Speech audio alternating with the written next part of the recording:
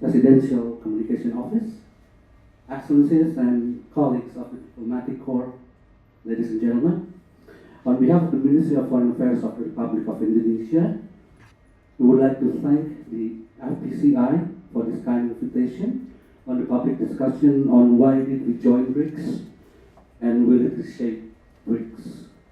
My name is Sam Ariadi. I'm a coordinator for economic and development with the Center for Multilateral Policy Strategy of the FPSA. To begin, I would like to take this opportunity to highlight 3 key points for our discussion this afternoon. First, through this discussion, we seek to collectively understand why BRICS is relevant for Indonesia. Second, let us explore how Indonesia can maximize its national interests through international cooperation, particularly within BRICS.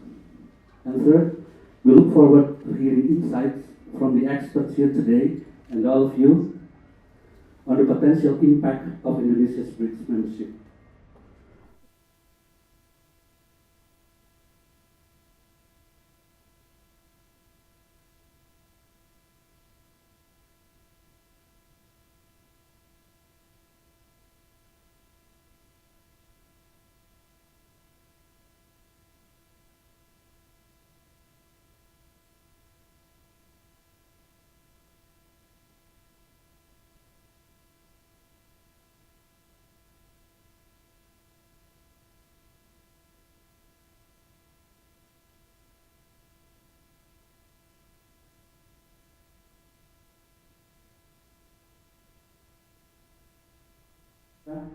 And playing an active role at the regional and global level. However, that alone not the driving factor behind Indonesia's decision to join BRICS. From Indonesia's perspective, there are objectives we seek to achieve through BRICS, which makes the forum relevant to our foreign policy. Middle powers play a strategic and significant role in shaping global political structures and order. However, they have yet to demonstrate cohesion. Rather than standing on the sidelines, Indonesia has chosen to consolidate its strength alongside other middle powers with the hope that this collective power can become more focused and yield tangible results. This is not merely a platform that is often seen as an alternative to Western dominance. It could serve as a crucial mechanism for Indonesia to strengthen the South-South cooperation. Indonesia remains committed to ensuring that the aspirations of Global South are heard and represented. It is also important to emphasize that Indonesia's membership in BRICS is a reflection of its independent and active foreign policy. Being independent means that Indonesia does not align itself with any particular bloc. Rather, Indonesia's presence in BRICS, guided by its independent principle, serves as a bridge builder and moderating force, ensuring that the dynamics between East and West, the North and South, are complementary in sustaining global peace and security. Meanwhile, being active means that Indonesia plays a proactive role in leveraging BRICS cooperation initiatives to deliver concrete benefits. Ladies and gentlemen, let us explore how Indonesia can achieve its national interests through BRICS. BRICS agendas should be optimized for practical objectives, including enhancing economic resilience, fostering technological cooperation, promoting sustainable development, and addressing global challenges such as climate change, food security, and public health.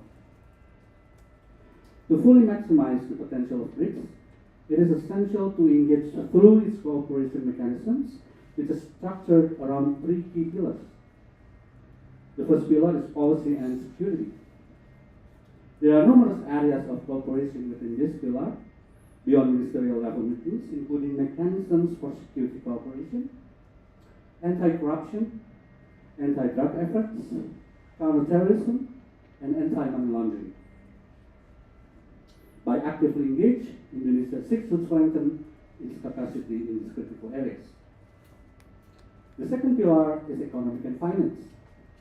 This pillar extends beyond the Ministry of Finance and the Central Bank to also include ministries overseeing energy, health, science and technology, communications, and other sectors, covering nearly all aspects of development. Strengthened cooperation in these areas is essential to enhancing national capacity and achieving development priorities. Equally important is the third pillar, people-to-people engagement. Through this pillar, BRICS facilitates collaboration in areas such as sports, culture, and youth engagement. Academic cooperation is also a key focus. Furthermore, this pillar provides also a platform for political parties and parliaments of member states to engage in dialogues. This avenue can be leveraged to foster mutual understanding, strengthening the South-South narrative, and amplify the voices of the Global South, particularly in advocating for multilateral system reform. These within are key points of Indonesia membership could affect positively the mechanism inside BRICS for the betterment of mankind. Ladies and gentlemen, Indonesia's experience as a BRICS member will undoubtedly differ from other organizations. To the greatest extent possible, Indonesia's membership in BRICS requires commitment and collaboration from all stakeholders, not only from the government, but also from all parties with a strong interest in Indonesia's diplomacy and international relations. This, of course, includes the important role of FTCI. We once again appreciate this event as it provides an opportunity to hear valuable insights, perspectives, and recommendations. It also allows us to take note of key aspects that we can collectively advance to ensure Indonesia's membership in BRICS delivers meaningful impact. There is still vast potential within BRICS that Indonesia must actively explore. By exchanging experiences and offering constructive insights, we can strategically position ourselves to maximize the benefits of our membership. It is through this continuous dialogue and proactive engagement that Indonesia can fully harness BRICS as a platform for advancing our national interests and contributing to global governance. Ladies and gentlemen, I thank you for your kind attention.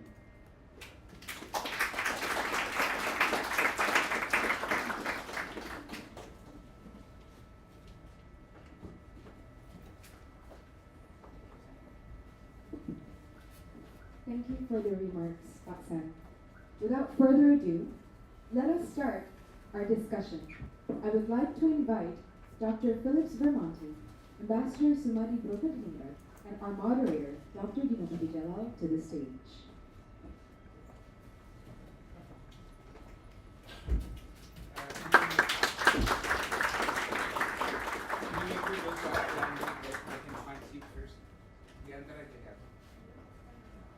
You can have these 4 seats as well.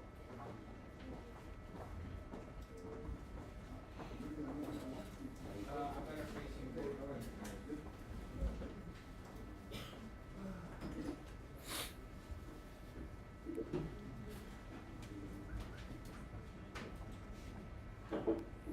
How's everybody? Good?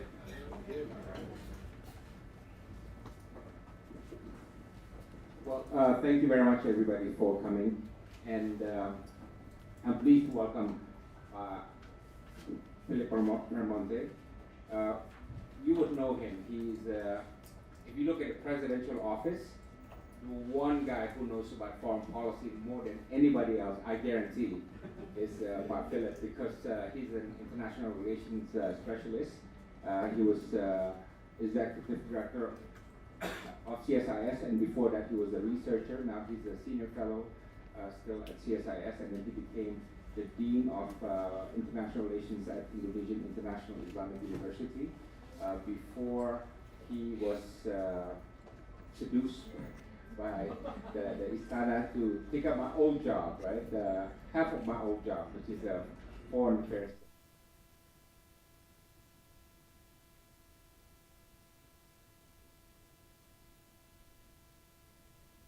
Big office. And then we have Ambassador Sumadi. Ambassador Sumadi is a seasoned diplomat. If you want to ask about trade negotiations, this is the guy you want to ask, because he's a legendary diplomat who negotiated a lot of our big trade deals. He was ambassador to the UN in Geneva, ambassador to the United States. I was actually his staff when he was ambassador to the United States, and then before that he was ambassador to Japan and a special advisor to the Minister for Defense, and now he's the senior fellow at ECI. And by the way, thanks Sam for that very useful introduction that provided context.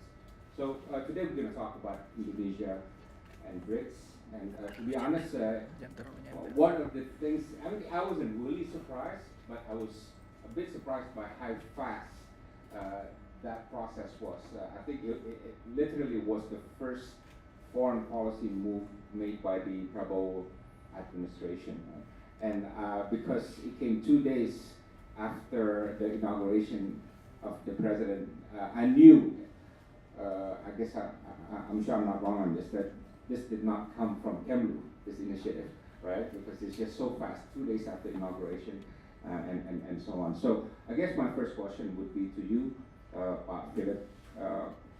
What is the political and bureaucratic origin of this? Because I know we had thought about this, but he didn't make any decisive move towards BRICS. He played with it, he was teasing people about it, but obviously something happened within the Prabowo camp that the decision had already been made to join BRICS the moment he was inaugurated. So if you can just walk us through what happened bureaucratically and politically in terms of the origin of this decision. Thank you, Fatino, and thank you for the kind introduction. I guarantee you, if there are people who know Indonesia's foreign policy more than me and more than anybody else in the Republic, are the two gentlemen here. So they're actually the ones who've been shaping Indonesia's foreign policy for a long time. To answer the question, so the question basically, if I can reframe the question, is because embedded in this question is the question why Indonesia joined and why it's so fast. I'm going to reframe the question to be why not? Why not we are joining BRICS?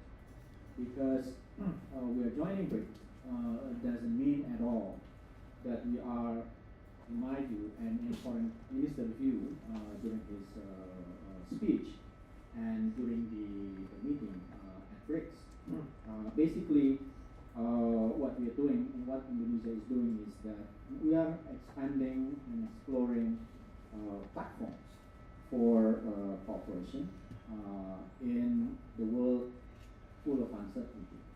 And President Prabowo made a statement during the G20 meeting in Brazil. At one point he was saying, during the BRICS meeting, he was saying that he already entertained the idea a long time ago, before he became president, that he thinks such a platform where developing countries can share their interests and looking at potential opportunities that really advance the interest among developing countries would be beneficial for Indonesia. So then, hence, why not we are joining BRICS? Because at the same time, you are still part of various platforms where you have the US in that platform, G20, APEC, now BRICS, and so on. Secondly, I think Indonesia has been a responsible international player. When we are joining an organization, then we would do our best. We established ASEAN and we've been responsible member of ASEAN. We are, of course, member of the United Nations. Indonesia has been a responsible member of the United Nations. We are the largest peacekeeping sender under the UN framework and so on. So again, I can go back to my initial statement. The question should be why not, and then the answer would be Sam already gave us and walked us through all the plan and the intention of why we are joining BRICS.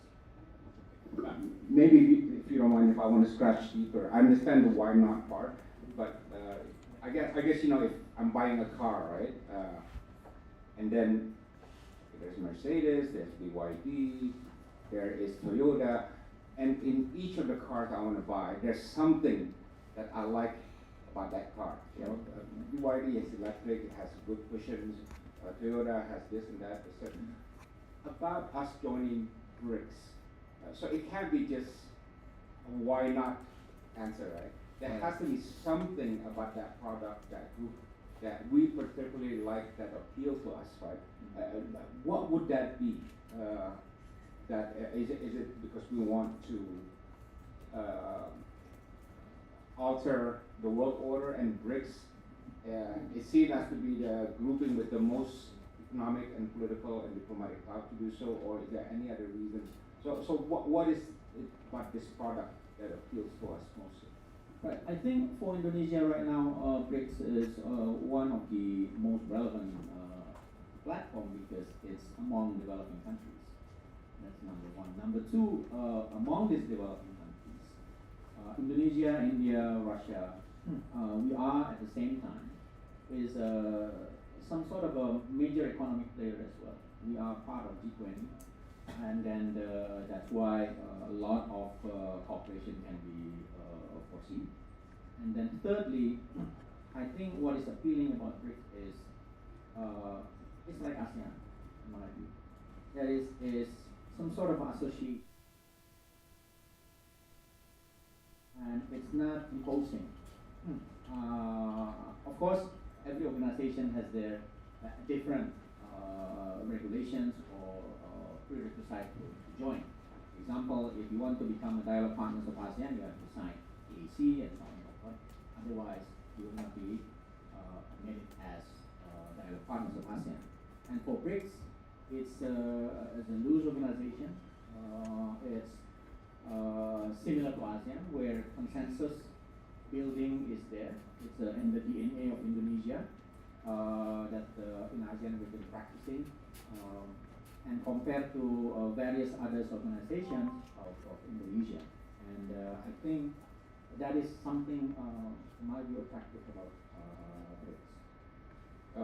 Before I get to you, Pamadi, because this is quite interesting, this origin thing. A year before we joined, a year or two, I noticed there was this dynamics between BRICS and OECD, right? We were already applying for OECD, and questions if we're going to join BRICS, but certain sectors of Indonesian officials were reluctant because, hey, you know, these two organizations, they compete and so on, and we don't want to send the wrong signals. And there was even rumors that, or feeling that the Western governments did not want Indonesia to join BRICS, which was, again, this is rightly or wrongly, this was the talk in the corridor, and which is why President Jokowi was reluctant to join. Yeah. So my question is, obviously, the lineup of countries wanting to join BRICS group, right? Malaysia and Thailand within the region, right? And I want Madi to talk about that in terms of what it means to ASEAN, but also UAE, Egypt, Ethiopia, and others. Did this make it more politically comfortable for Indonesia to join BRICS? Because, hey, two others from the region are joining, and others, and there's more in the lineup. So BRICS becomes less of some kind of anti-Western grouping and so on. So politically, did it make it more comfortable? Well, for Indonesia, for sure, Indonesia is not anti-Western. Joining BRICS doesn't mean Indonesia becoming anti-Western. I think that's clear. And India has said that also. Right. So if there are people who are perceiving this otherwise, we cannot defend it because it's a perception. But from the Indonesian side, it's clear that Indonesia is not an anti-Western country for a long time. And then secondly, if you look at, for example, OECD and BRICS, I think for Indonesia we are not antagonizing the two because the two organizations are different. It should be, for Indonesia, complementary. OECD, most of the, if not all, OECD members are industrialized countries. while Indonesia is not. Right? And OECD somehow needs country that is developing because they need to expand as well. And that's I think the economic logic. And Brazil is important. Brazil, India, and some BRICS members actually key partners of OECD. So to say that we have to antagonize the two, I think is not correct, at least for Indonesia.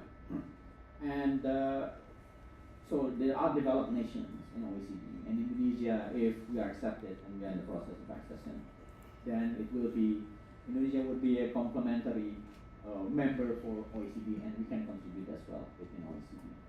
Now, BRICS, completely different platform. It's all developing countries. So the issues that they will be talking about, as we know, we just being new member, right?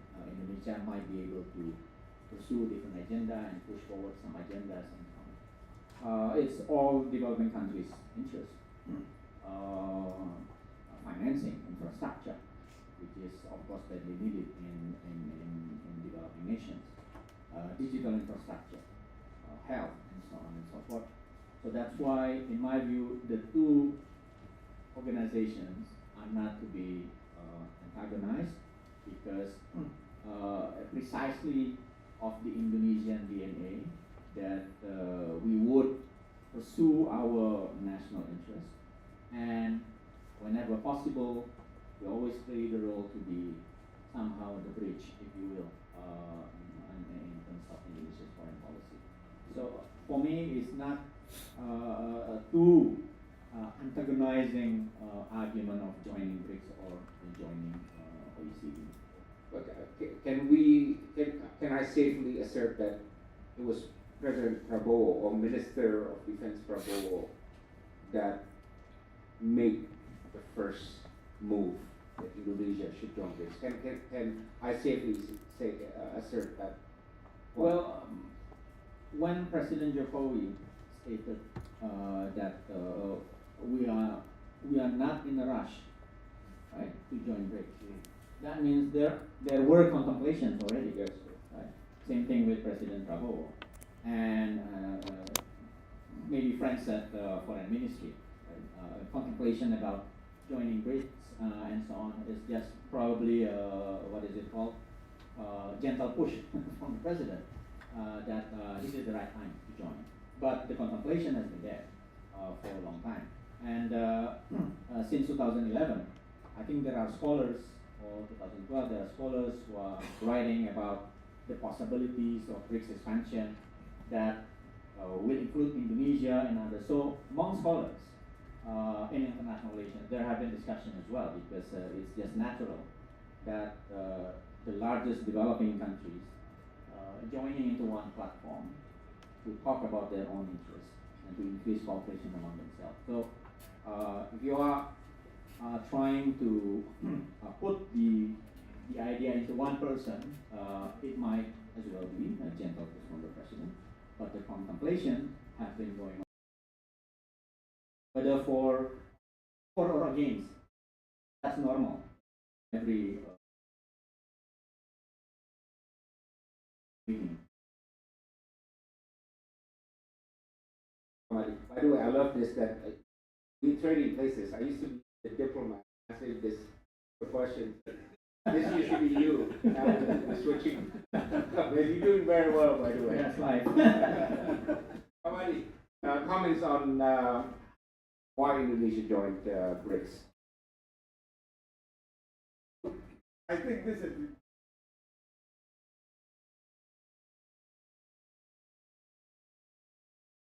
third goes.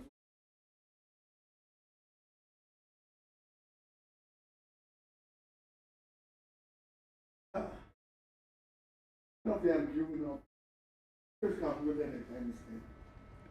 Why should we in a rush? Because in any case, we are a good friend with all the original members. So even without joining BRICS, we are already feel at least in the end. Of course, for instance, if we look into modern detail, what we get in increasing our digital economic leverage with China. With joining BRICS, what is the value added? Almost nothing, because China is our largest economic partner already bilaterally. So what can we get them, out of that? But then for Brazil, in Latin America, we are now trying very much developing our network with the Latin American countries, including for Brazil. And Africa also, we have Indonesia, Africa policy at the time. So, what I can understand if people ask or people answer that why should we remember us? But then they forget something.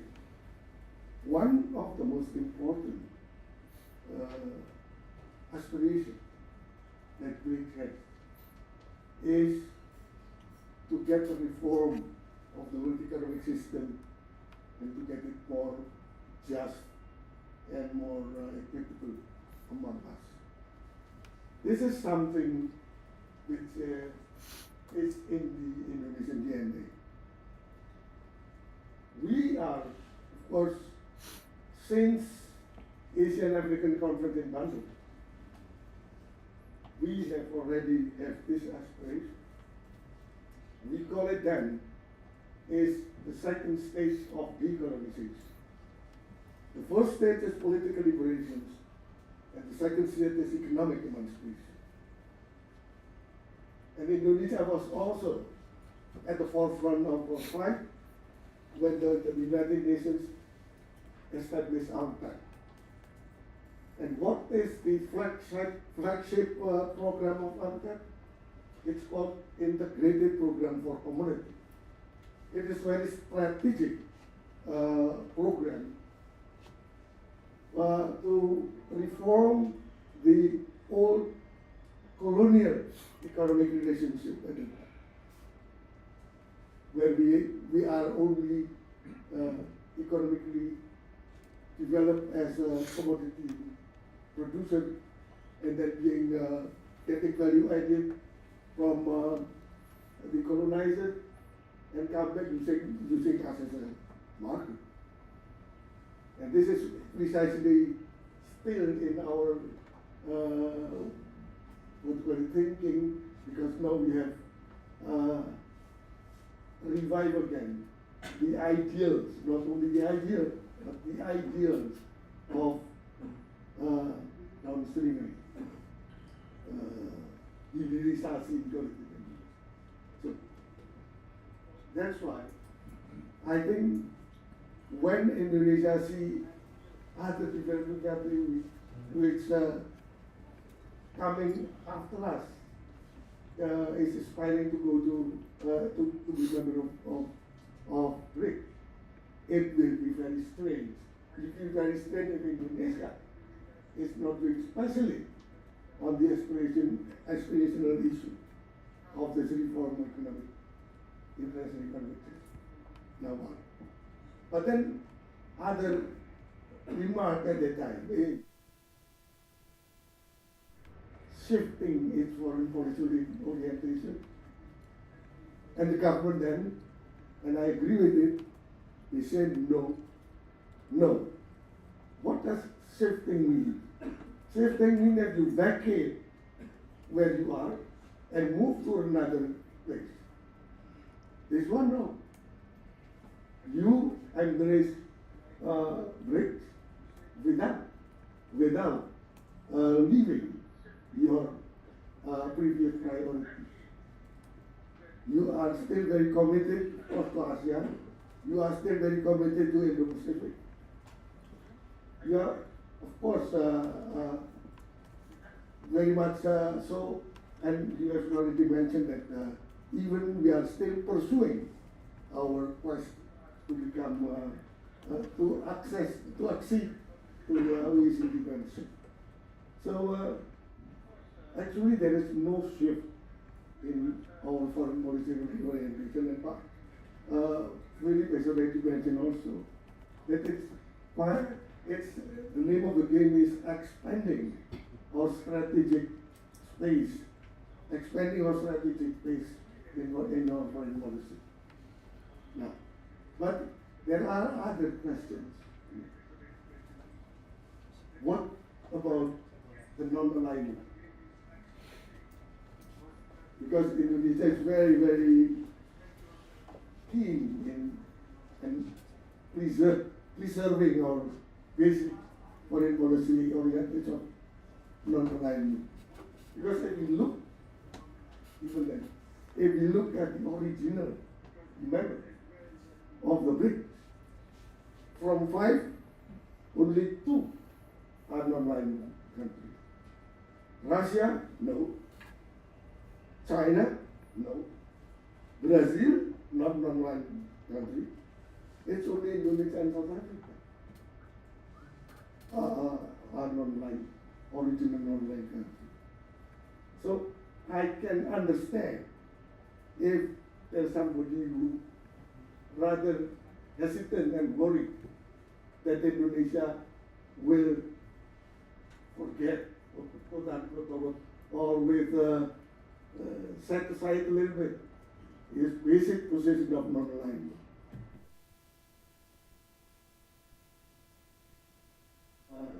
Reassured by the government that Indonesia will not, being in the BRICS, Indonesia will not move away even an inch from its non-aligned foreign policy.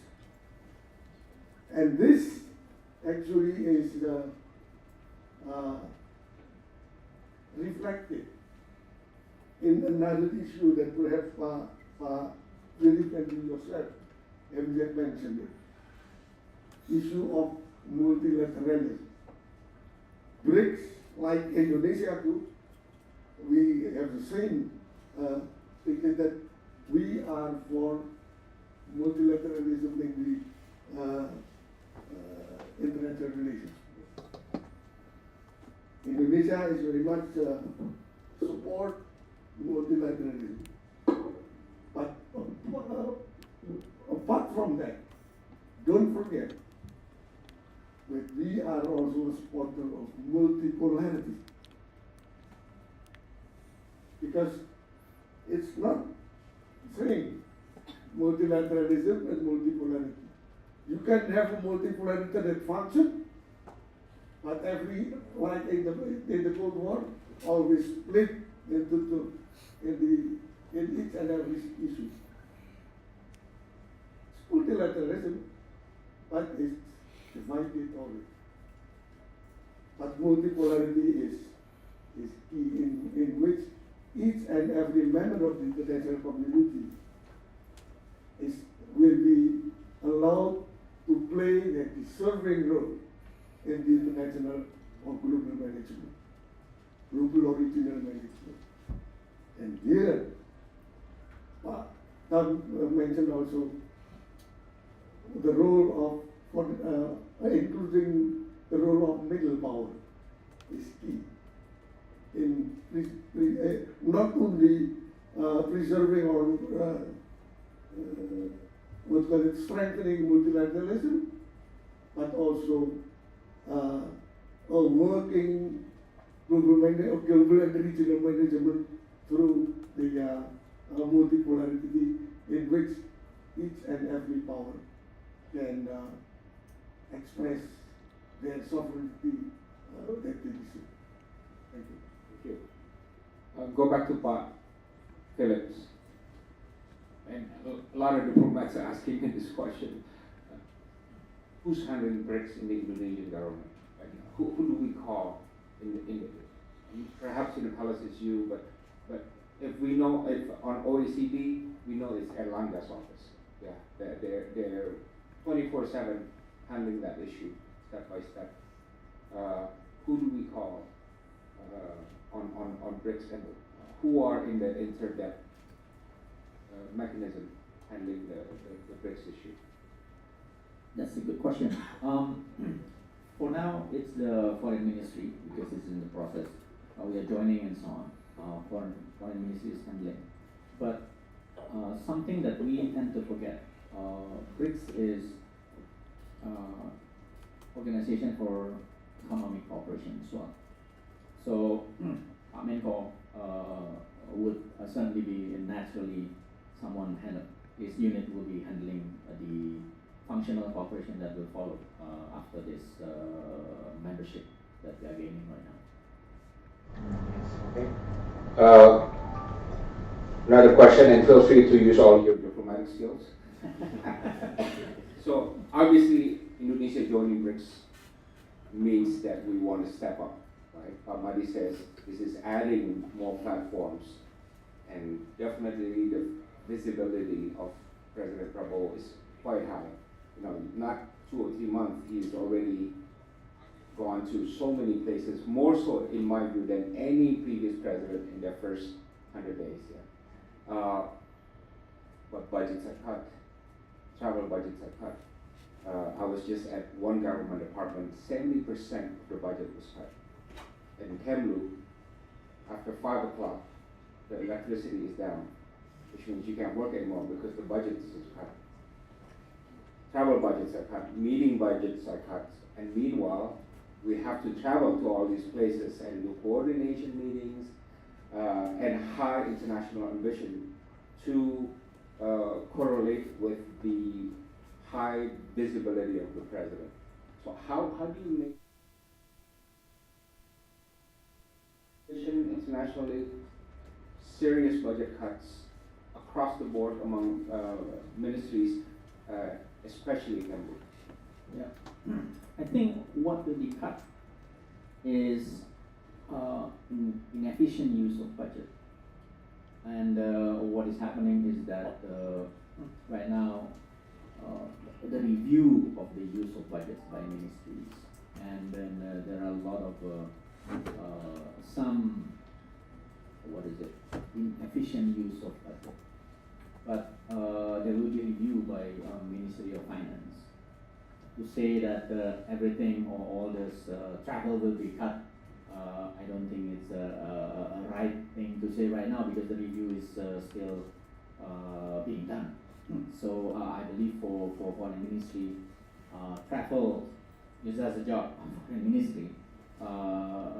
There will be kept in my view. But there are, for example, cases, and we know being Indonesian for a long time, traveling become a cost center. That everybody flies using business class, for example, and to various places with entourage and so on and so forth. That's something that will be, I think, put into review. So I don't see that as something that would stop Indonesia from being an active member of BRICS with goals that we want to achieve. Number two, this week's Economist ran a very interesting story about the fights over over regulations. In essence, is that so many countries in the West, in the South, have been running on inefficient bureaucracies and so on and so forth. So we are probably part of that global trend, that we want to be more efficient so that we can move very quickly in terms of achieving economic growth. And thirdly, I would say being an active and responsible member of organization. Indonesia has has invested in various organizations. Kemlu, I believe, did review from time to time about which organizations that would be beneficial for Indonesia and which are not. But there are considerations as well on the political side of things of that organization. So reviews of financing, I think, is natural. For every country to be doing, in that sense. I hope that answers. Yeah, okay. Well, as I understand it, the travel budget, foreign travel budget was cut down from 75 trillion to around 40 trillion right now. If you can pass on the request of FPCI to President Prabowo, which and our recommendation is very simple.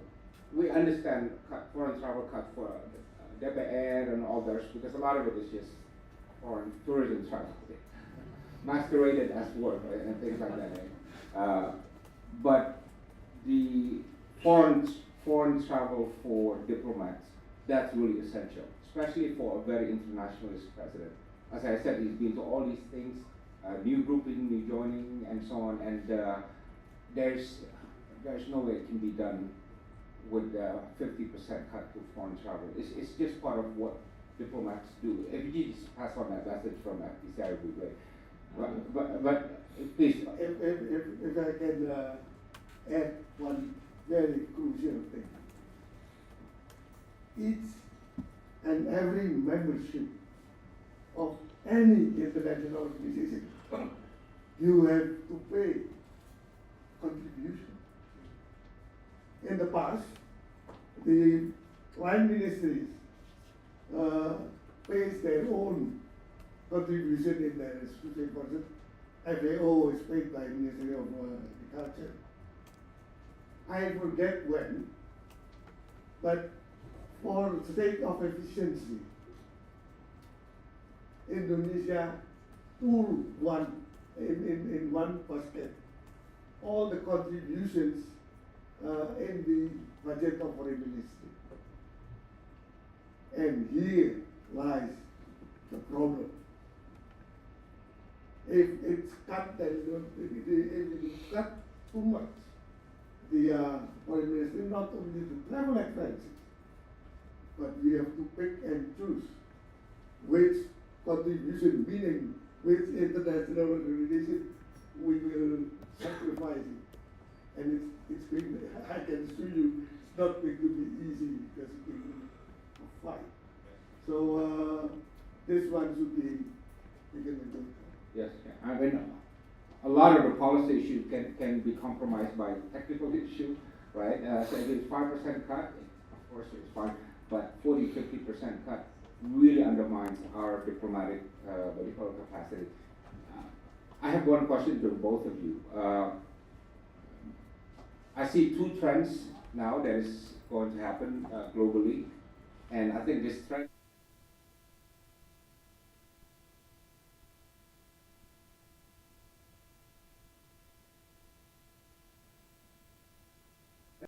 it's not a speculation, it's the reality. It's the demolition man trend. We have really a demolition man. If you like the comic Marvel, right? Mr. Trump in the White House is just terrorists from Canada and Mexico, moving Palestinians out of Gaza. He's talked about it. Gulf of Mexico becomes Gulf of what do you call it? Gulf of America, and so on. And this is just first month, right? Not even the first month. We got 4 years of this, and we're gonna see more and more really, demolition man activities coming out of Washington D.C. Again, I'm not saying this negatively or positively, but that seems to be the case. Yeah? So that's one. And secondly is the trend that inevitably the Western world is becoming stressed and fragmented and fractured because of this, partly because of this. The current role between the U.S. and Canada over tariffs and other political issues is just really something to see. And then the United States and Europe and so on. We saw this in Trump 1, right? But Trump 2.0, I think we're going to see even worse.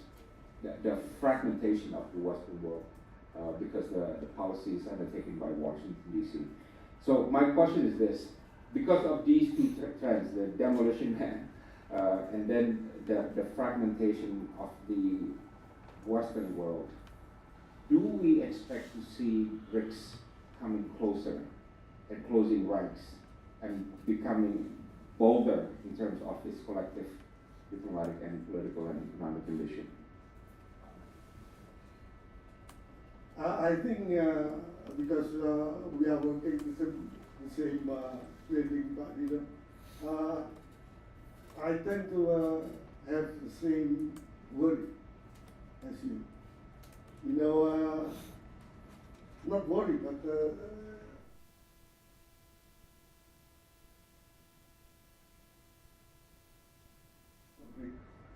and try to look back at the consideration that we have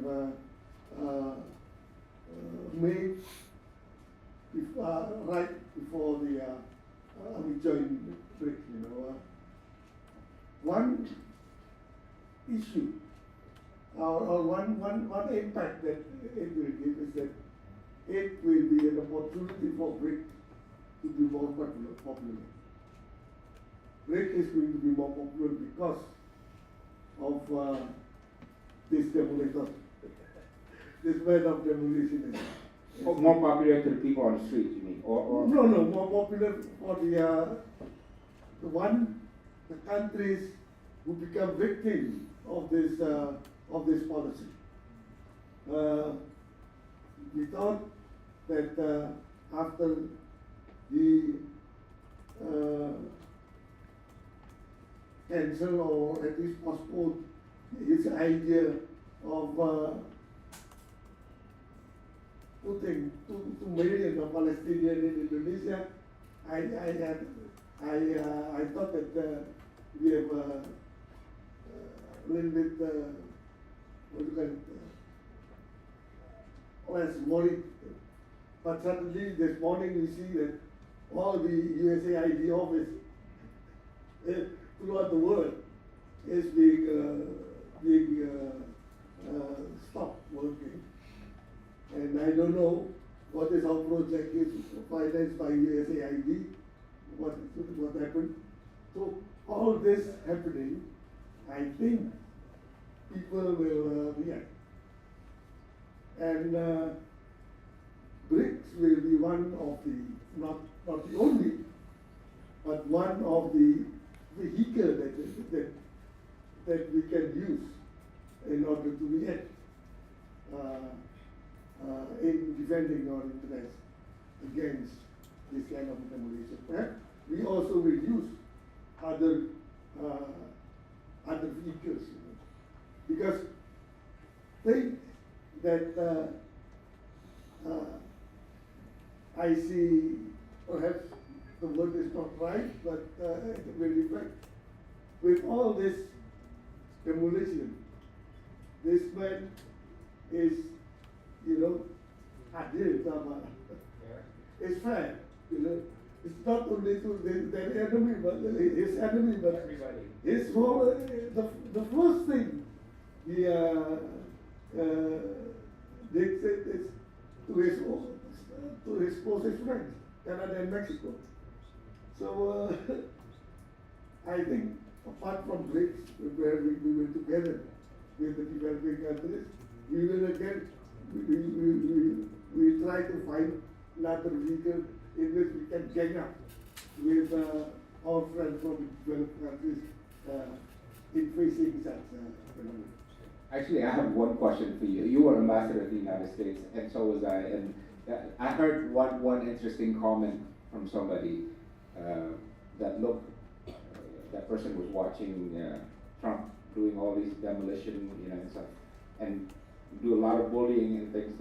And the comment was, I think the best policy for Indonesia is to stay away from the United States from now. If you get close, then you get clobbered.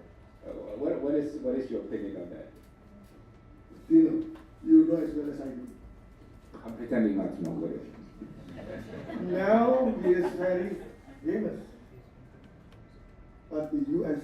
is not only Trump. This is the beauty of the system in the U.S.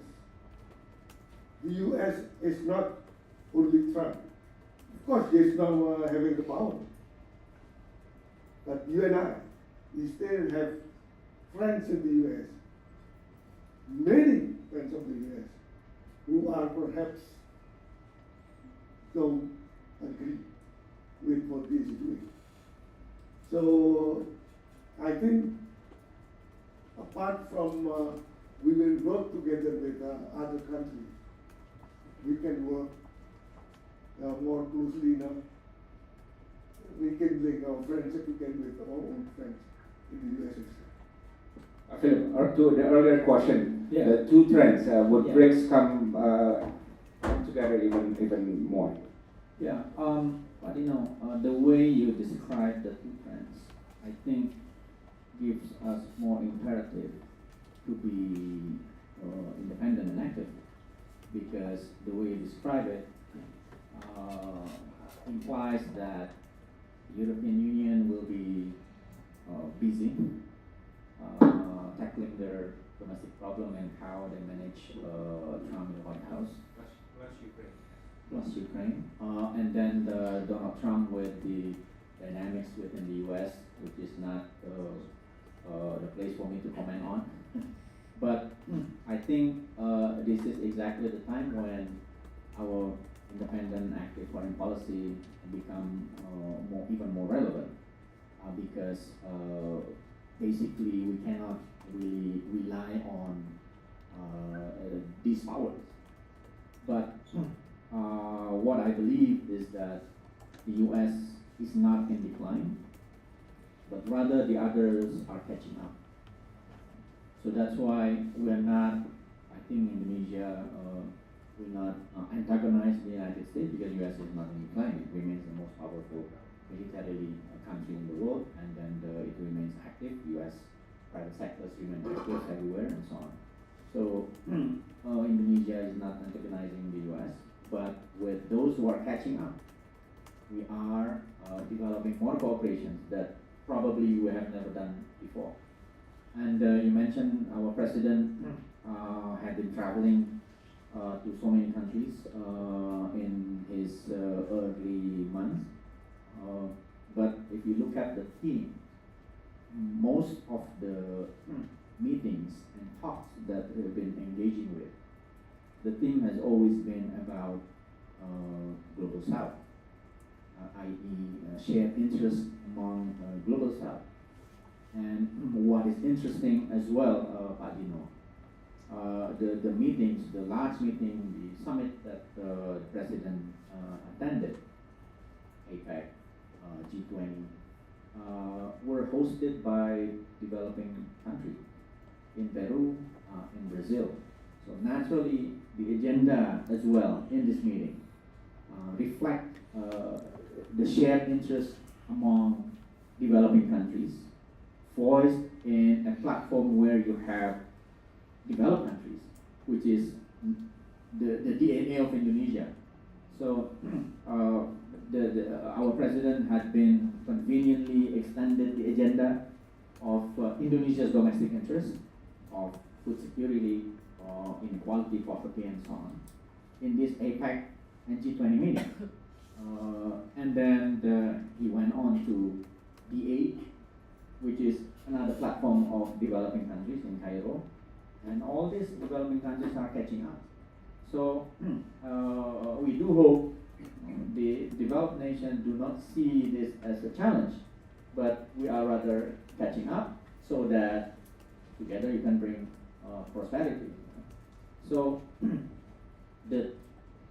we are in the belief that we want to avoid this 2 CDDs. What is it? 2 CDDs, Malian dialogue, right? In the Peloponnesian War. That is saying the strong do what they want, the weak suffer what they must. We want to avoid that. That's why multilateralism become our main vehicle of Indonesia, because in multilateral platform you have developed countries and developing countries, the strong and the lesser power, and that's the best course of action for Indonesia to be. I like the term used by Ambassador earlier, to expand our strategic space in times of those two trends that you've been describing. So maintaining strategic space by joining strategic multilateral platform would be, I think, the best course of action that Indonesia has been doing and the president has been doing in the past 3 months. And as well, I think, if I may add, another trend, unilateralism is something that is really developing, and then D8 is unilateral, if you will. BRICS, the same thing, is not that big, but it's not that small, so that you can forge a fully functional, meaningful organization. And I think this is the trend that we've been seeing in the past 20 years as well, on the economic front as well as the strategic front. So Indonesia has been responding to the trends, in my view, Padino, because people like you have been reading this situation and shaping our foreign policy, and the trend continues. Thank you. I'll add 2 questions more, but I want to prepare the audience. If you want to ask any questions, do raise your hand after the next 5 or 10 minutes or so. You know, I agree with your point that unilateralism is something really we have to strategize for, and I think that's why BRICS is particularly special and important, because BRICS, in my view, is a grouping that is multi-regional, right? Again, it's the Quad, just certain regions, right? And so on and so on. The African Union obviously focused on Africa and so on. But BRICS, you get Northeast Asia, you get Southeast Asia, right? You get South Asia, you get Middle East, right?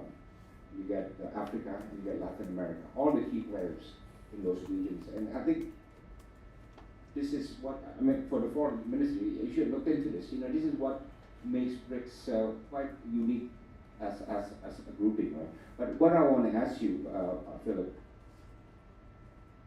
do you get the sense that out of the BRICS countries, the one country that gets the most out of BRICS, it's not Russia, it's not India, it's not South Africa, it's not Indonesia yet, but it's China, the one that gets the most out of BRICS. And I know President South Africa, Ramaphosa, said last time that, yeah, it's an equal partnership, everyone is equal, right?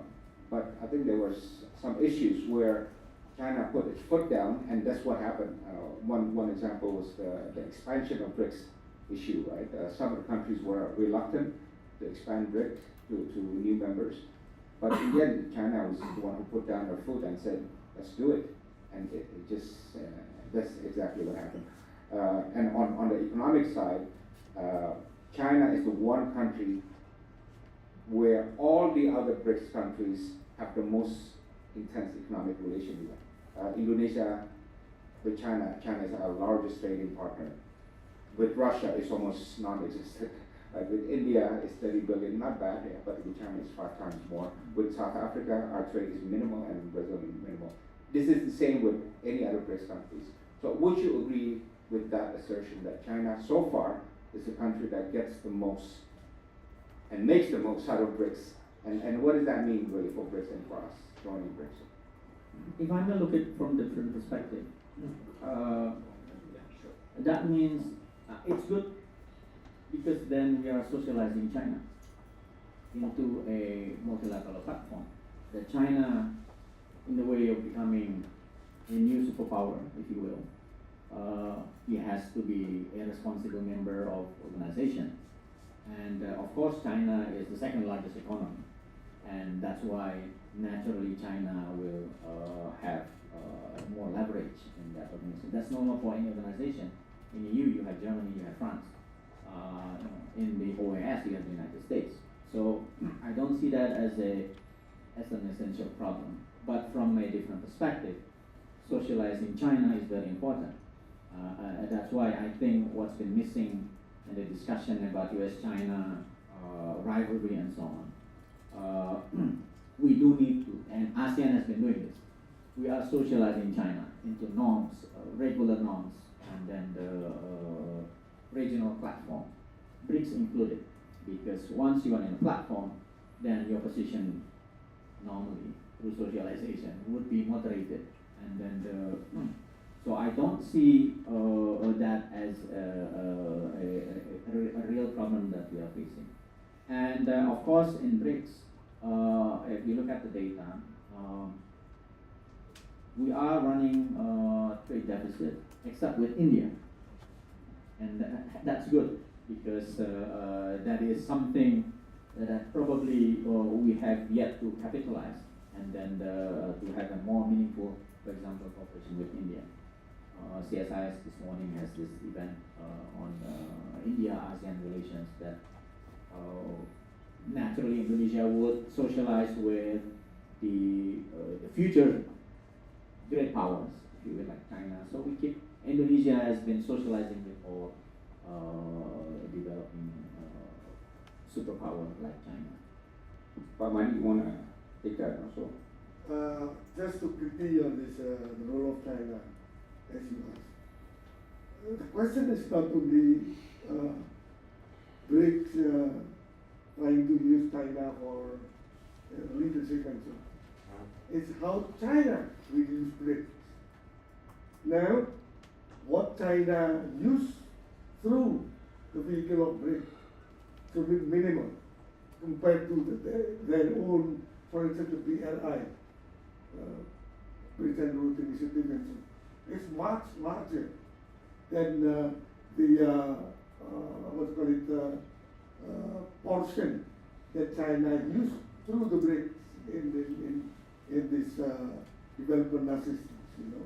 So, question is, return back to China, whether China want to use BRICS all out as a big vehicle for him, for China, or China just will use BRICS as one of so many, and especially big big schemes that China itself bilaterally. I would like to because so far the BRI is bilateral. It's not a multilateral scheme. So if China still want to use it more bilaterally through the BRI, for instance, then it will up to China. But the second point is what I would like to see our aspiration or our desire to play a bridging role. And you mentioned the multilateralism. Why now we try to think about a informal dialogue first between the ASEAN members or BRICS affiliated ASEAN members and the ports here in the region. If we can do it, I think our BRICS trading aspirations will at least get a good start. Thank you. Thank you. I want to ask one question to you about Madi. I remember you called me in the middle of the night while I was sleeping, I think maybe 2 a.m. No, just kidding. Yes, but you asked me, hey, Indonesia joining, and in Southeast Asia, Malaysia and Thailand also applying. So that's 3 big members of ASEAN joining BRICS. And I think your point was, we got to look into this. What does that mean for ASEAN, for Southeast Asia? So what does that mean for ASEAN? That 3 members will soon become a BRICS member. I think it's more, we have ASEAN is already the ASEAN +1, +3, plus. Now if we can have this kind of ASEAN plus BRICS, it will be all right now. But we have already said at least China and Russia is already part of this ASEAN institutions ecosystem. So it will be good if ASEAN, again, ASEAN plus BRICS, why not? Why not? This is and I think in this case, it's will be us will play the bridge building role, I think, because among the ASEAN, perhaps we are the closest to the BRICS countries, but the others. Okay, and the $1 million question of the day, the hardest one, and Philip, you can throw your microphone at me if you don't like this question. Should there be an ASEAN Quad mechanism? I want to. But if you don't want to answer that, it's totally fine. No, I want to have that $1 million. So if It's all right, 1 million rupiah, by the way, sorry. Well, ASEAN has various mechanisms, and members of Quad already dialogue partners of ASEAN. So it can be done in through many ways. Can be bilaterally with ASEAN, or can be in the mechanism of other mechanisms that you can think of. The dialogue is the essence of ASEAN. This is my personal view, by the way. This one in particular one, because that $1 million I want to be for myself only. Dialogue is good. Whenever we can have dialogue, we do. Amadi, you want to add before I ask the questions to the audience? No, I will put it. Okay, audience, any hand up? Yeah, the gentleman up there, the man in the back. Yes, we'll take through that. Yeah.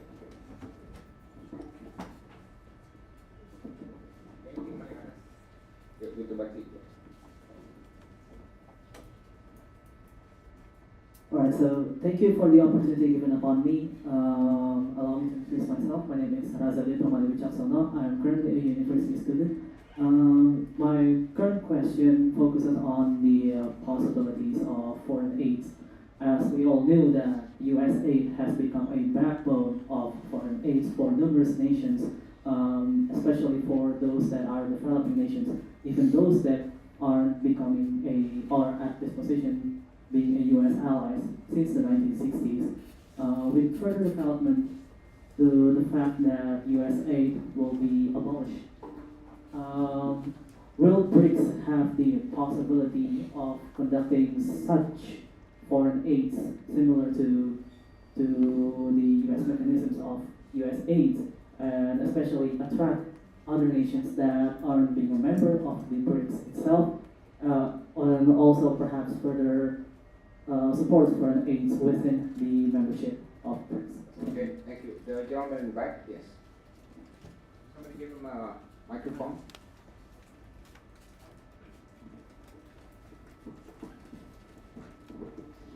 Okay, thank you. My name is Dauda Sule from Ghana, a student of the Indonesian International Islamic University. If protocol will allow, I will just make it a comment instead. Okay. So I think that in as much as the Indonesia need the BRICS also need Indonesia. To my perspective, I think that is why it will make it faster for Indonesia to be accepted into the BRICS, because we are in a critical period, or among other things that have been mentioned, and inclusively, we are in a critical period of energy transition, of which critical minerals become very crucial. And we know Indonesia is one of the largest producers of nickel and cobalt. So definitely having Indonesia in your as a joint partner to the BRICS is very crucial to the BRICS also.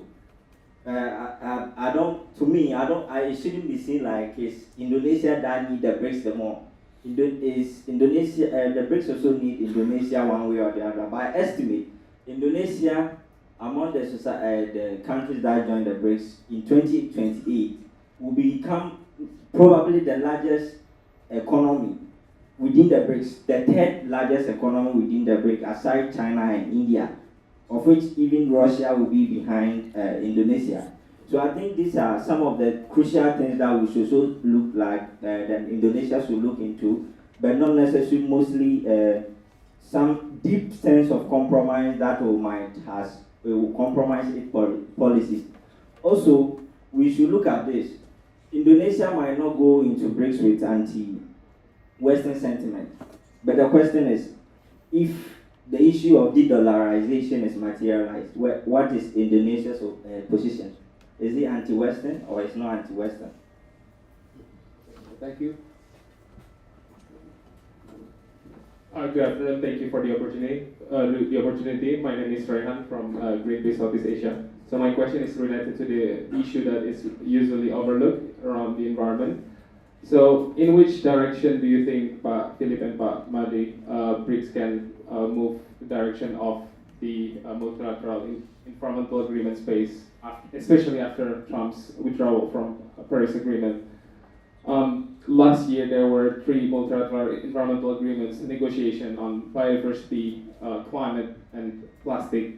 And one of the component that was not agreed around finance between global north and global south. And what do you think BRICS can advance the process, or it will not really change anything? Thank you. Philip first. Thank you for the question. First question, BRICS has the new development bank that provides assistance, foreign development assistance, although now I think it's still limited, but for BRICS members. So they do have kind of development assistance among themselves, in particular in the area of infrastructure development. And then also on climate relating to the question. The problem I think is BRICS members are developing nations who are on the receiving end of the climate financing. So it is in terms of climate financing, I do believe that there should be a partnership with the global north because we have to give up, for example, less friendly to the climate handling of our development, and that requires a lot of assistance from the developed West or the developed North. With regard to the U.S. withdrawing from Paris Agreement and then also from co-leading the JETI in Indonesia, I think the other countries and multilateral institutions remain committed to step up, and then we'll continue that JETI initiative as of now, because I think other countries see the importance of continuing that JETI in order for us to have a just transition in our energy. Your question about Indonesia needs BRICS, BRICS needs Indonesia. That's how an organization is formed, that there are mutual interests of the organization. And before Indonesia joining BRICS, in terms of population, BRICS member formed about 40% of world population. Now with Indonesia, it becomes 44%. And then in terms of GDP, now before Indonesia is joining GDP, BRICS cover 30% of global GDP, and now it's 33%. So Indonesia, in terms of numbers, do add to BRICS, but numbers are numbers. Of course, then it depends on Indonesia, and the government has been committing ourselves to be a fully functional member of BRICS, given that there's a lot of opportunities that been creating by Indonesia being the member of BRICS. On the de-dollarization, I don't want to comment on that because I think it's a long-term idea that will not happen anytime soon, and then it's a discursive at a discourse level. It's not really something practical.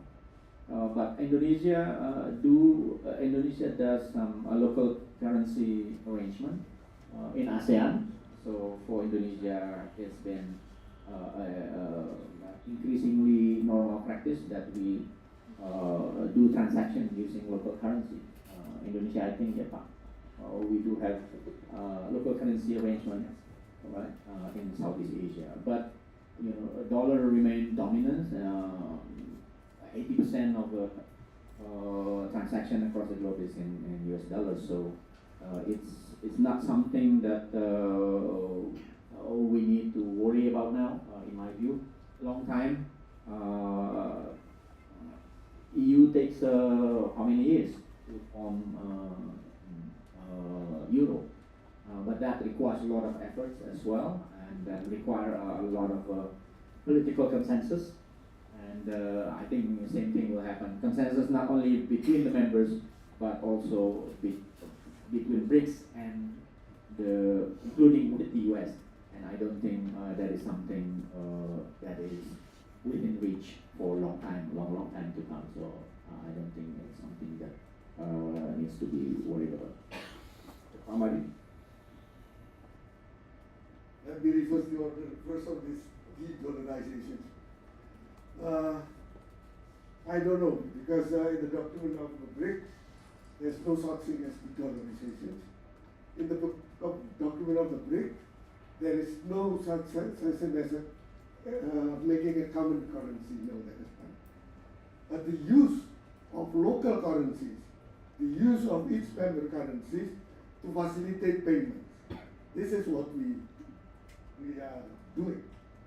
And this is, I think it's something which is normal.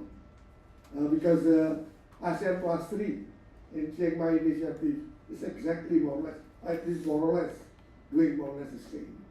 So, I don't know, for me, I'm very realistic, More than 100%, or trading partners are still prefer payment in US dollar. So, if we use our local currency, the impact is the declining role of the dollar, by all means.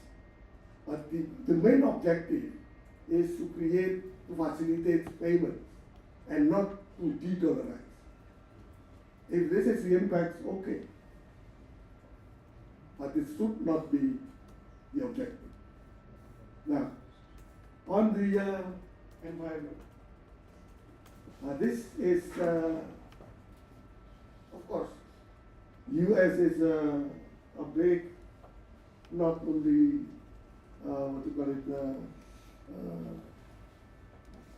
resources that we expected from the US is rather large, but also the US is polluter is also something which we have to take into account. Because if for some reason Mr. Trump decides the US to go back to the level of pollution like before Paris Agreement, then what I'm afraid of is other will just follow suit. And this spell big trouble for them.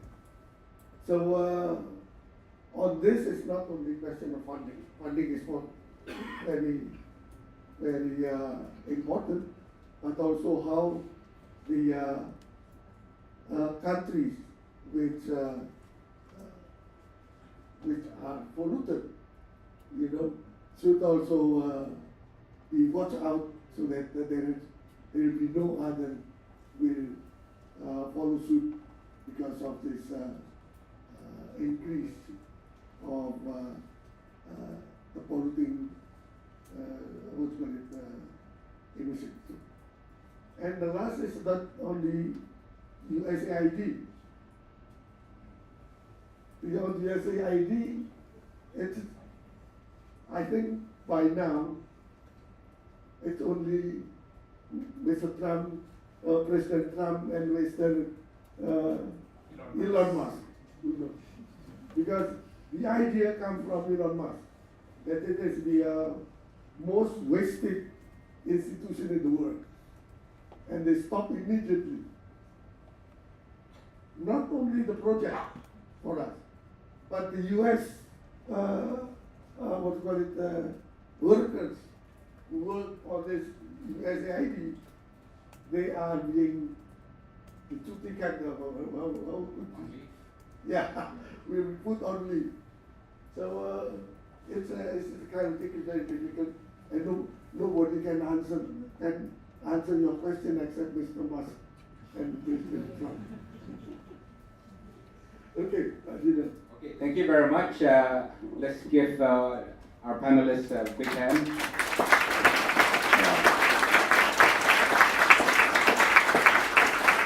I think as a closing words, a couple points. First, this is to Pak Philip and Pak Sam from the Foreign Ministry. I think you guys need to have an inter-depth mechanism committee on BRICS. There's a huge one on ASEAN already. There's one on G20, right? And if BRICS is important enough, there is one on OECD. If BRICS is important enough, there should be an inter-depth mechanism on BRICS. And I know that you're handling it, but one person cannot be handling the BRICS issue within the Indonesian government. There has to be an inter-depth committee. And secondly, again, this technical issue, logistics, the foreign travel policy is just unrealistic to impose it on the foreign ministry. Foreign ministry is not paying me to say this, I swear to God, right? But this is just, I want Indonesian diplomacy to succeed. And that part, I think we should be quite careful. And thirdly, I think Pak Sam and Philip, 6 months later from now, I'm going to ask you, what are the 3 specific policy asks Indonesia wants from BRICS? Because that hasn't been answered, right? I just one example. Russia got stung by the SWIFT after the invasion of Ukraine, right? SWIFT isolated Russian. But BRICS provided a mechanism to bypass this SWIFT restriction on Russia among the members. So Russia had one very specific policy ask that they got. And to be honest, trade is not going to be our policy ask. BRICS is not a free trade area, right? And besides, if you want more trade with China, we go straight to China. BRICS. Investment is not going to be, it's not going to be through BRICS. If you want to get that 8% growth through more investment, it's not going to be through BRICS, right? So you got to figure out what are the 3 specific policy asks, and I will ask you 6 months from now, yeah? And the final point is, look, we got to be realistic about BRICS also, right? I said earlier that the G7 now is going to have problems in terms of being less coherent than it was before. But BRICS is also will have a problem becoming a coherent political grouping, especially because India and China. Look, good luck trying to get them to become a full force, full coordinated countries, running BRICS together, right? So I think BRICS has its utility, but don't expect it to be the coherent grouping that the G7 is or was. Yeah? And I think the biggest question for me, for us, in my view, is can BRICS become a solution provider for global issues?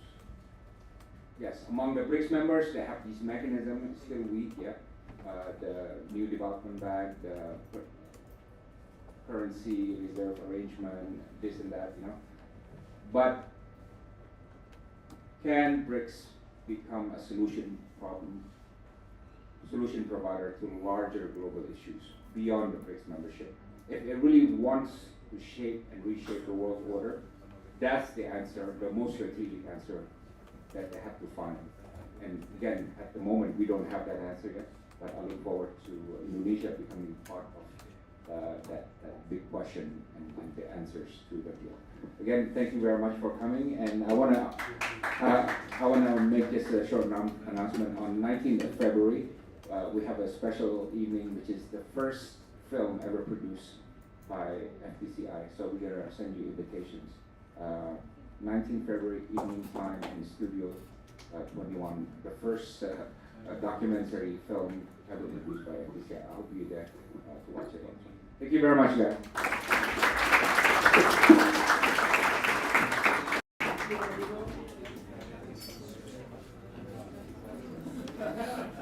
Thank you to our distinguished speakers for sharing your valuable insights. And thank you, Dr. Dino, for moderating today's discussion.